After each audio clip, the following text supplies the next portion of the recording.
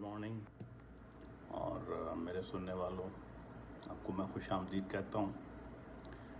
پچھلی ویڈیو میں جو میں نے حجاب کے اوپر اپلوڈ کی ہے، آپ نے اس میں دیکھا ہوگا کہ میں نے حجاب کی بہت واضح طور پر بتا دیا ہے کہ قرآن میں حجاب سے مراد ہیڈ کور نہیں ہے۔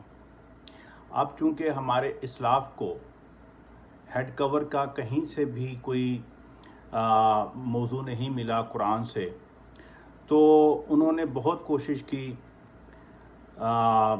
کہ کسی طرح گارمنٹس کو، جو جلب کا لفظ استعمال ہوا ہے اس کو بھی گارمنٹس بنا دیں، کسی طرح اس کو بھی کھینچ تان کر عورتوں پہ کوئی کپڑا لاد دیا جائے، لیکن وہ بھی کامیاب نہیں ہوا۔ تو انہوں نے ایک نئی ٹرم جو کہ سورہ نور کی آیت 31 میں ہے، خمر۔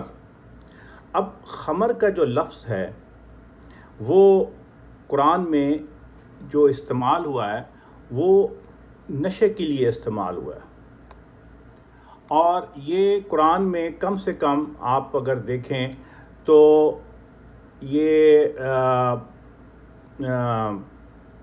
شراب کے لیے بھی استعمال کیا گیا کہ یہ جب کوئی شراب پیتا ہے تو اس کو جو نشہ ہوتا ہے وہ آپ کے دماغ کو ڈھانپ دیتا ہے، کور کر دیتا ہے۔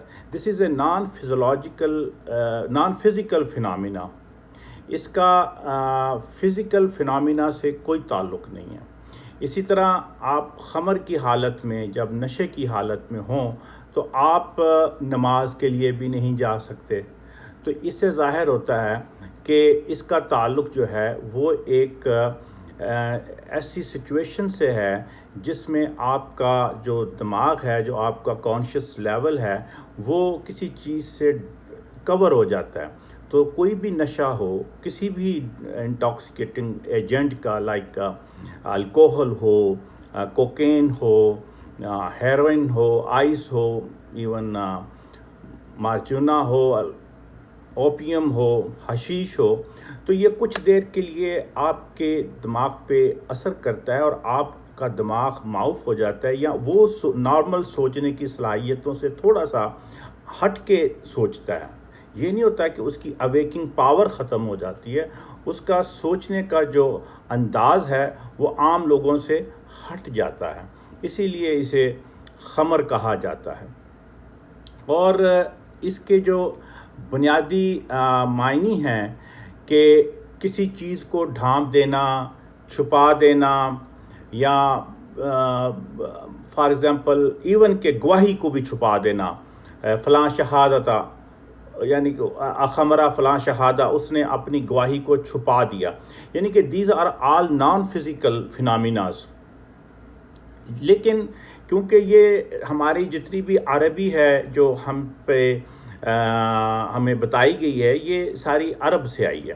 اب عرب کی اگر آپ جیوگرافیکل سچویشن دیکھیں تو وہ ایک ڈیزرٹڈ ایریا ہے، تو وہاں پر مرد اور عورتیں دونوں اپنا سر چھپاتے ہیں یا ڈھانپتے ہیں تاکہ ڈسٹ جو ہے اس کو اس سے اپنے آپ کو، اپنے بالوں کو کور کیا جا سکے۔ اب وہ جو لفظ یہاں عام لوکل بھی استعمال ہوتا ہے ڈھانپنے کے لیے، سر کو ڈھانپنے کے لیے، وہ غفر ہے، جس کے روٹ ورڈ غین فے رے، غفر، چیز کو ڈھانپنا، اب محفوظ کرنا، حفاظت کرنا۔ اسی طرح ہم بھی، اللہ تعالیٰ جو ہے وہ غفور الرحیم ہے، کہ وہ ہمیں حفاظت میں رکھتا ہے، ہمیں جو گناہ کرتے ہیں ان سے ہمیں دور کرتا ہے، ان کی حفاظت ہم لوگ۔ اسی طرح تلوار سے اپنے آپ کو کور کرنا، یہ بھی غفر کے معنی میں آتا ہے۔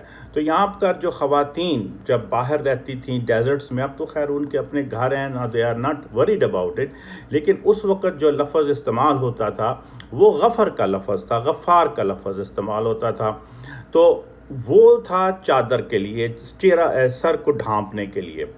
اب جو خمر کا لفظ ہے، یہ آپ کے جو دماغ ہے اس کے اندر جو ایک تو آپ کا وہ اوپر جلد ہے، بون ہے، اسکل جسے کہتے ہیں، اس کو انگلش میں راس کہتے ہیں، لیکن جو خمر ہے یہ راس پہ افیکٹ نہیں کرتی، یہ آپ کے اندر جو دماغ ہے جس کو عربی میں مخ کہا جاتا ہے، یہ اس کی نیوروٹیکل ایشوز پہ ایفیکٹ کرتی ہے. میں آسان لینگویج میں بات کروں گا تو اس کے نیورونز کو تھوڑا سا کنٹرول کرتی ہے, اس کو بلاک کر دیتی ہے.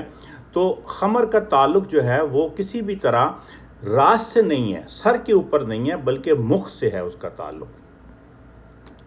تو ہوتا یہ ہے کہ اگر آپ دیکھیں تو عقل کو بھی مطلب ہے, عقل کہاں ہے؟ عقل راس میں نہیں ہے, عقل مخ میں ہے. تو وہ آپ کی وہ جو شراب ہے وہ آپ کی عقل سے آپ کو دور کر دیتی ہے, اس کو نارمل اس کو ڈھانپ لیتی ہے. اور کیونکہ عرب عام طور پر شیرہ انگور سے شراب بناتے تھے تو اسے اس لیے خمر کہتے ہیں. اگر ایون آپ انگور کو تھوڑا سا ہیٹ اپ کریں تو اسے بھی ہلکا سا انگور کے شیرے کو ہیٹ اپ کریں تو اسے بھی تھوڑا سا نشہ ہو جاتا ہے. اسی طرح آپ فریب دینے کو بھی خمر کہا جاتا ہے, اور عربی میں یہ ایک عام ورڈ یوز کیا جاتا ہے, خامرہ رجل فی البیع یا مخامرہ. اس شخص نے خرید و فروخت میں فریب سے کام لیا اور آزاد کو غلام بنا کر بیچ دیا. تو یہ سارے کے سارے جتنے بھی الفاظ ہیں یہ آپ کو نان فزیکل فینومینا کے حساب سے ملیں گے. اب کیونکہ ہمارے ملا کا جو اسلام ہے وہ قرآن اور سنت کا نہیں, ملا کا وہ عورت سے شروع ہوتا ہے, عورت پہ ختم ہو جاتا ہے. اب ان کو جب کہیں سے بھی سر ڈھانپنے کے لیے کوئی بھی الفاظ نہیں ملے تو انہوں نے قرآن کی ایک آیت جو کہ سورہ نور کی آیت 31 ہے, اس میں ایک لفظ ہے وَلْيَضْرِبْنَ بِخُمُرِهِنَّ عَلَى جِيُوبِهِنَّ. اب جیوب جو ہوتا ہے یہ عربی میں آپ کے جسم کے کسی حصے کو کہا جاتا ہے. موسٹلی سائنوسائٹس جو دماغ کے اوپر یہ سائنسز ہیں ان کو جوبہ کہا جاتا ہے, جوبن کہا جاتا ہے, کیونکہ یہ خمر جو ہوتی ہے ظاہر ہے کہ آپ کے سائنسز فرنٹل لوب کو تھوڑا سا ایفیکٹ کرتی ہے. تو قرآن میں باقاعدہ یہ لفظ استعمال ہوا ہے اور اس کے معنی کچھ اور ہوں گے, لیکن اس کی انٹرپریٹیشن کیونکہ ہمارے سامنے عورت کو پردے کے اندر لانا تھا تو انہوں نے کیا کیا, بے خمرہن. اب جو خمر جو ہے اس کو چادر بنا دیا کہ وہ پہلے اپنے سر پر لے, پھر اس کو کھینچ کے اپنے جسم پر لے آئے. اب کس طرح اس کا ترجمہ کیا, اور اپنی مومنہ عورتوں سے کہہ دو کہ وہ اپنی نظریں نیچے رکھیں اور اپنی کمزوریوں کی حفاظت کریں اور اپنی زینت نہ دکھائیں بجز اس کے جو ظاہر, اور اپنی اوڑھنیوں کو اپنے کھینچ کر اوپر سے کھینچ کر سینوں پر ڈال لیں اور اپنی زینت نہ ظاہر کریں. اب مزے کی بات یہ ہے کہ چلیں ہم اس بات کو بھی مان لیتے ہیں, لیکن قرآن پہ پھر بھی یہ عمل نہیں کرتے. اب یہاں پر ایکسکلوسیو دیا کہ آپ یہ جو زینت ہے کھینچ کے اپنے چادر کو اپنے بلاسمز پہ چھاتیوں پہ لانا, اس کو بھی ایکسکلوڈ کیا ہے قرآن نے. کیسے؟ اپنی زینت نہ ظاہر کریں سوائے شوہر, باپ, شوہروں کے باپ, بیٹے, شوہروں کے بیٹے, بھائی, بھائیوں کے بیٹے, بہنوں کے بیٹے, اپنی عورتیں, اور وہ جو کسی معاہدہ کے تحت زیر اختیار یعنی ملک یمین ہوں, اور وہ زیر دست مرد حضرات جو اب کسی قسم کی حاجت نہ رکھتے ہوں, اور وہ بچے جو عورت کی کمزوریوں سے واقف نہ ہوں. مزید یہ کہ عورتیں اپنے پیروں کو نہ ماریں کہ وہ زینت جو وہ چھپاتی ہیں جان لی جائے. اور اے مومنو سب کے سب اللہ کی طرف رجوع کرو تاکہ تم لوگ فلاح یاب ہو جاؤ. اب یہ جو ترجمہ ہے یہ تقریباً قرآن کی تمام جو بھی آپ قرآن حفظ لے لیں, ورش لے لیں, کسی بھی قسم کا قرآن کا انٹرپریٹیشن آپ دیکھ لیں تو یہی ترجمہ آپ کو نظر آئے گا. اب اس میں یہ کہا جا رہا ہے, نبی کو حکم دیا جا رہا ہے کہ وہ مومنات سے کہہ دیں کہ اپنی نظریں نیچی رکھیں اور اپنی کمزوریوں کی حفاظت کریں. اور یہی حکم مومنوں کو بھی دیا گیا ہے جو کہ آیت 30 میں ہے, چینج نہیں ہے. لیکن اس میں دو چیزیں اور ایڈ کی گئی ہیں کہ اپنی زینت نہ دکھائیں جو کہ ظاہر ہیں, اور اوڑھنیوں کو کھینچ کر خمر کر کے اپنے سینے پر ڈال لیں، یعنی کہ پہلے سر پر لیں پھر کھینچ کے سینے پر، لیکن پھر بھی چہرے کی بات نہیں ہے یہاں پہ۔ اس کے باوجود کہ یہ کام جو چہرے سے اپنا سر سے اٹھا کے سینے پر ڈالنا ہے، اس کو بھی استثناء دے دیا گیا ہے کہ یہ چیزیں کن کے سامنے آپ نے نہیں کرنی۔ اس لسٹ میں سب سے پہلے شوہر کو رکھا گیا ہے، یعنی شوہر کے سامنے زینت کو نہ چھپانے کی ضرورت ہے اور نہ اوڑھنی لینے کی ہر وقت ضرورت ہے۔ اور یہی کیفیت یعنی کہ آپ اپنے والد اور شوہر کے والد یعنی سسر کے لیے آپ کوئی دوپٹہ نہیں لیں گے، دور کی بات، بلکہ اوڑھنی بھی نہیں اپنے بلاسمز پہ ڈالیں گے۔ اس لسٹ میں پہل اپنے بیٹے اور شوہر، اور اگر پہلے بیٹے ہوں تو ان کے لیے بھی ہے، بھائی اور ان کے بیٹے یا بہن کے بیٹے یعنی بھتیجے اور بھانجے کے سامنے بھی زینت کو چھپانا اور اوڑھنی لینا منع کیا گیا ہے۔ اسی طرح وہ چھوٹے بچے ہیں یا جو مخنث ہیں ان کے لیے بھی ہے، یعنی کہ آپ گھر کے اندر بھی اپنے قریبی رشتہ داروں کو اجازت ہے کہ وہ ایسی حالت میں بھی آزادی سے گھوم پھر سکیں جبکہ اوڑھنیاں عورتوں نے نہ لی ہوئی ہوں۔ البتہ ایسی چیز کی ممانعت ہے جس کی وجہ سے چھپی زینت نظر آئے، بالکل ہی آپ ٹاپ لیس نہ ہوں۔ اب اگلی آیات میں بھی اسی صورت کی آیت 60 میں بھی کہا گیا ہے کہ کوئی حرج نہیں اگر کوئی اندھا یا لنگڑا یا مریض یا خود تم لوگ اپنے گھروں سے کھاؤ، یا اپنے باپ یا دادا یا نانا کے گھر سے، یا اپنی ماں اور نانی یا دادی کے گھر سے، یا اپنے بھائیوں کے گھر سے، یا اپنی بہنوں کے گھر سے، یا اپنے چچاؤں کے گھر سے، یا اپنی پھپھیوں کے گھر سے، یا اپنے ماموں کے گھر سے، یا اپنی خالاؤں کے گھر سے، یا ان گھروں سے جن کی کنجیاں تمہاری سپردگی میں ہوں، یا اپنے دوستوں کے گھروں سے، یعنی کہ آپ ان کے گھروں میں بھی بغیر پردے کے انٹر، یعنی آپ کی فرینڈس پارٹی ہے تو اس کے لیے بھی پردہ ضروری نہیں ہے۔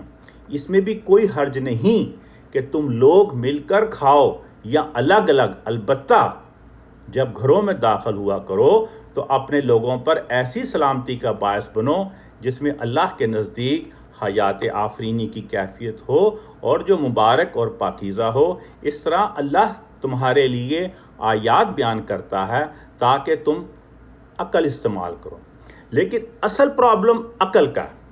اور پہلی بات یہ کہ یہ خمر والی جو زبردستی سر پہ لانا ہے یہ نان فزیکل ہے، خمر نان فزیکل ہے۔ اگر تو خمر فزیکل ہے تو پھر شراب حرام نہیں ہوتی، کیونکہ وہ تو نان فزیکل ہے، فنامنا ہے جو کہ آپ کے مخ میں، آپ کے برین میں اثر کرتا ہے، جبکہ اوڑھنی جو ہے وہ آپ کے راس پہ ہوتی ہے۔ تو دونوں میں سے ایک بات ہو سکتی، یہ نہیں ہو سکتا کہ جنگل میں بندر بھی بادشاہ ہو اور شیر بھی بادشاہ ہو، تو دونوں میں سے ایک ہوگا۔ یا تو آپ نشے کو خمر کہہ لیں یا آپ اوڑھنی کو خمر کہہ لیں، یہ دونوں میں سے دونوں کو ملا کر آپ لغت میں تبدیلیاں نہیں لا سکتے۔ زبردستی قسم کی دو چیزیں، ایک جو کہ نان فزیکل فنامنا ہے اس کو آپ فزیکل فنامنا میں تبدیل نہیں کر سکتے۔ اس طرح تو گرامر کا ستیہ ناش ہو گیا اپنی مرضی سے، کیونکہ عورت کو پابند کرنا ہے سر پہ دوپٹہ لینے کے لیے، اور عقل ہم نے اپنے مولوی کے پاس گروی رکھ دی ہوئی ہے، جو وہ کہتا ہے ہم اس کو فالو اپ کرتے ہیں۔ تو اس آیت میں اللہ رب العزت نے آپ کے دوست آپ کے گھر میں علیحدگی میں یا مل کر بیٹھ کر آپ کی بیویوں اور بہنوں اور بیٹیوں کے ساتھ کھا سکتے ہیں۔ اگر دوست کو اجازت ہے تو شوہر کے بھائی یا اس کی اولاد گھر میں کیوں نہیں آ سکتی؟ اور میں نے بہت سارے پاکستانیوں کو دیکھا ہے کہ میری بیوی نے شرعی پردہ کر لیا، میرے بھتیجے نہیں آ سکتے، میرے فلانے نہیں آ سکتے، میرے ڈھمکانے نہیں آ سکتے، اور اس کے لیے پھر ایسی ایسی احادیث گڑھی گئی ہیں کہ جناب بھاوچ پہ نظر پڑ گئی، فلانا ہو گیا، تو اللہ کی پناہ۔ تو اس طرح کر کے ہم نے قرآن کو اس طرح غلط انٹرپریٹ کر دیا ہے کہ اللہ کا جو ایک سوشل سسٹم تھا انسانی حقوق کا، اس میں ہم نے ضرب کاری لگا دی ہے، اور ملائیت یہی ملائیت ہے. مجھ سے کسی نے پوچھا جی ملا کیا ہوتا ہے, ملائیت کیا ہوتی ہے؟ ملائیت یہی ہوتی ہے کہ اب قرآن کی انٹرپریٹیشنز کو اس طرح کیا جائے کہ آپ کے معاشرے کا ایک طبقہ جو ہے وہ خوف کی کیفیت میں مبتلا ہو جائے, تو اس کو ہی ملائیت کہا جاتا ہے.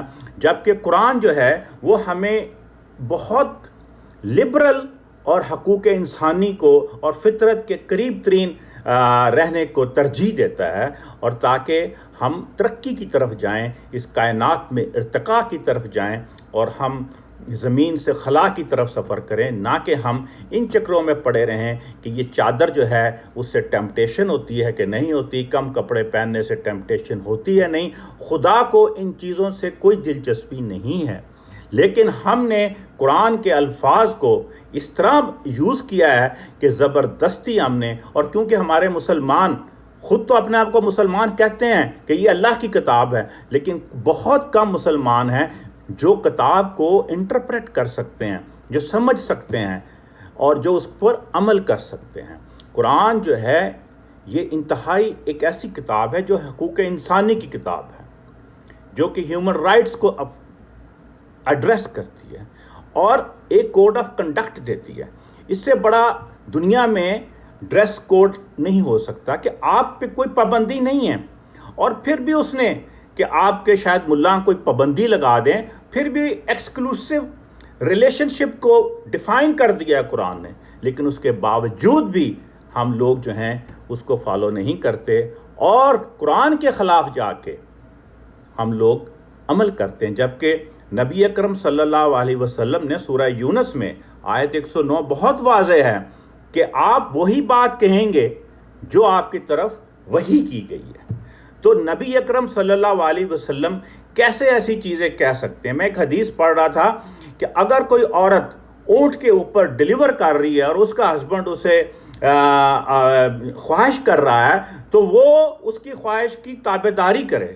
اسی طرح اس طرح کی حدیثیں بنائی گئی ہیں کہ اگر رات کو عورت جو ہے اپنے شوہر کے پاس نہیں جاتی تو صبح تک جو اینجلز ہیں اس کو کرس کرتے رہتے ہیں. تو ایسی احادیث بنا کر ان کو زیادہ پروموٹ کیا گیا ہے کہ جائے کہ قرآن کے ماڈریٹ میسج کو ہم عوام تک پہنچائیں. اور یہ ہمارے ملک کا پرائم منسٹر بھی جو ہے وہ شاید وہ کن لوگوں کے ملائیت کے چنگل میں پھنس گیا کہ اللہ تعالیٰ اس کو ہدایت دے کہ وہ قرآن کو امپلیمنٹ کرائے کہ قرآن کیا کہتا ہے. قرآن عورت پہ اس طرح کی کوئی پابندی نہیں لگاتا کہ وہ پہلے سر پہ اپنا کھینچے پھر اپنی بلاسمز کو جو ہے وہ کور کرے. ایسی کوئی بات نہیں ہے, قرآن نے اس کو کوئی پابندی نہیں لگائی. اور غلط ترجمہ کیا گیا ہے, خمر is a non physical covering, it is not a physical covering.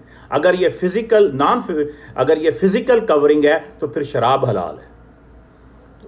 یہ ہو نہیں سکتا کہ دونوں باتیں کٹھی ہوں. اور شکریہ آپ لوگوں کا سننے کا. آپ میری ان باتوں کو قرآن سے خود کنفرم کریں. میں نے آیات بھی بتا دی ہیں, ان کے ریفرنس بھی بتا دی ہیں. آپ پڑھیں, غور کریں, بار بار پڑھیں, آپ کو سمجھ آ جائے گی. میں نے کوئی نئی بات نہیں کی, وہی باتیں کی ہیں جو آلریڈی موجود ہیں. شکریہ جی.